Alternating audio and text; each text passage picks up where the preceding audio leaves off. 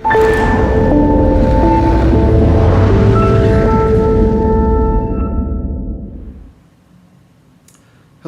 and welcome to the Generalist, where security practitioners look beyond niches, silos, egos, and hopefully build their competence and credibility. My name is Ilya Umanskiy.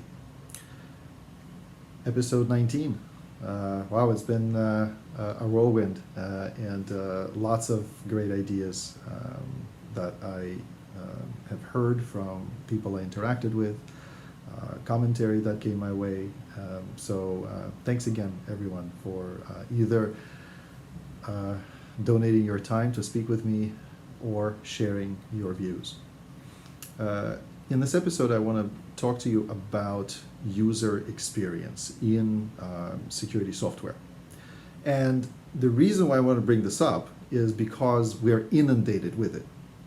We're inundated with platforms that help us, or quote unquote, help us deal with threat intelligence, platforms that help manage access control in facilities, that help us review and monitor video surveillance, intrusion detection, and all sorts of other applications that are security-centric. Some of them can be visitor management and various other systems like GuardTour and so on. The biggest complexity I've seen exists in these software platforms. The reason being is we, as both users, but also particularly the manufacturers and designers of the software, are apparently overconfident about how the software, and particularly the user interface, addresses the user's needs. And it seems that, again, through my personal experience with designing these systems and implementing them, and then observing how these systems are used in the real world, it seems as though users continue to struggle with navigation. They continue to struggle with task completion, continue to struggle with consistency and alignment of their daily tasks, and kind of dealing with behavior and operation of these software systems in normal mode and also in the incident mode.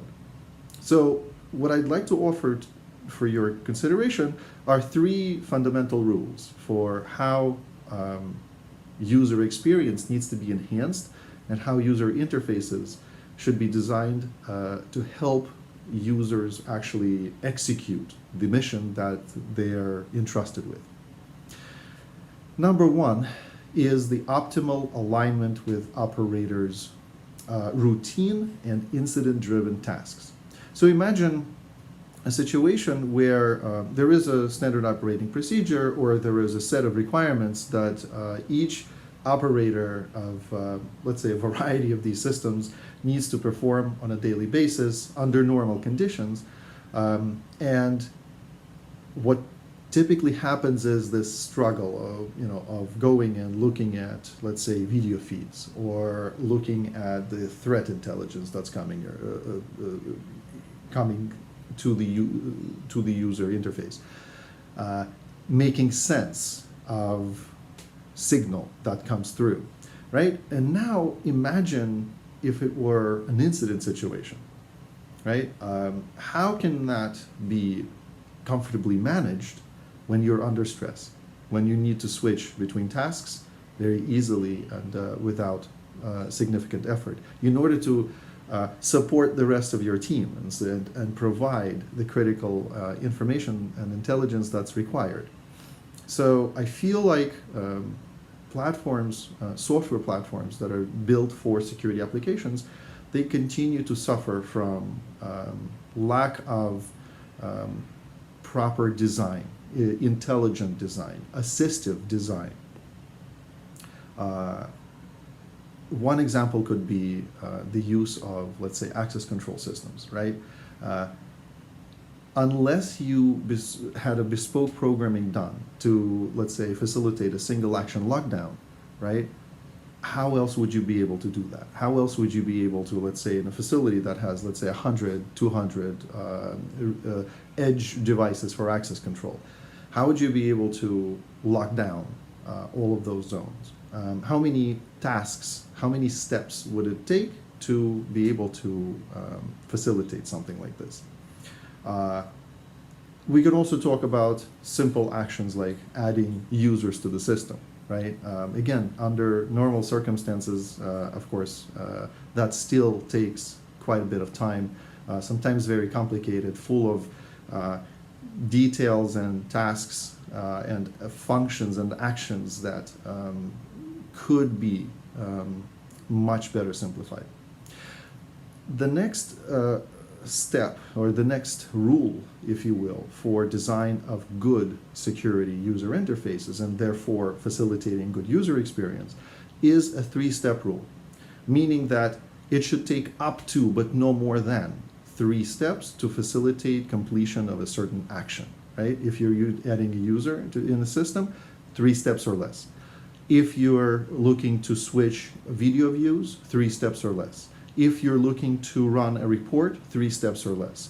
If you're switching to an incident mode, 3 steps or less. And then when you operate in incident mode, every action should require 3 steps or less to be completed. And last but not least, I want to leave you with the final rule for your consideration. It is optimal prioritization based on asset criticality. So consider this.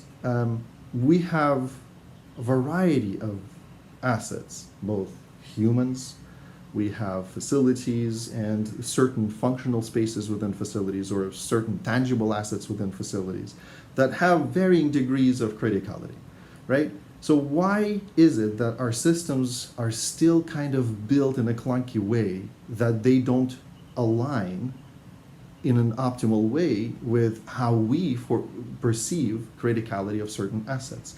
Now, obviously, this begs a preceding step, meaning that you'd have to understand the criticality of these assets. You'd have to have that and then build it into the programming of your software. Now, all these 3 rules apply not just to an individual software platform, but they apply across the board of these software platforms, because by now in 2021, I hope you've been thinking about integrating these platforms so that they could work together. For example, pretty much since the days I started designing security systems, it's always been that we would specify and require for access control, video surveillance, intrusion detection, and various subsystems to be fully logically interfaced, right? The same applies to various other systems. How do they talk to one another? And therefore, how do they, through those interfaces, how do they align with the 3 rules that I just mentioned? Okay, so again, it's all great that we're innovating, that we're adding new technology to our industry, and to, with the hope that the users will benefit, right? But how are we really designing the interactive portion for the users? Leaves much to be desired. Final example. I was reviewing an emergency notification and direction platform that is widely sold in different school districts in the US.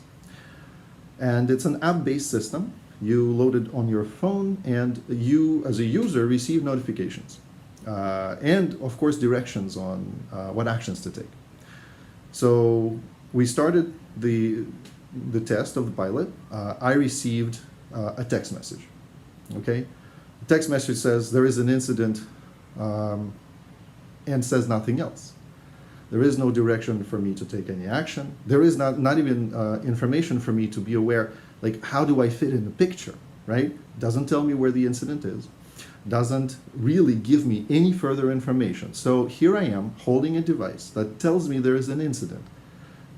I received it, and I presume that I am part of either the collective of people that are affected by this incident, and maybe I'm an incident responder. I don't know.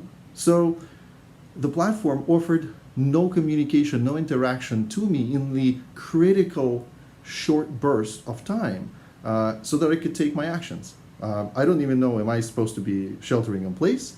Am I supposed to be running, hiding? What other actions should I be thinking about, right? So the first part of the design of that software was terrible, particularly if it's sold as emergency management, emergency notification software. And there are many other examples like this. So let's embrace innovation, but let's also be far more scrupulous about what this innovation, what kind of a package does this innovation come in, right? What kind of interactive software are we supposed to be adapting to and using for our benefit? And do we really get the benefit if we run a certain set of scenarios that are part of our daily operations or part of our incident operations, and we apply them to the use of that software? Can that be responsive to our needs? And if it isn't, you need to go back to the manufacturers and work with them to optimize that based on the 3 rules that I mentioned. And you can create your own rules depending on your specific needs. But those 3, to me, appear to be most often missed. So, thank you for your attention as always. I appreciate all the feedback that I receive, and appreciate your consideration. Stay well. Until next time.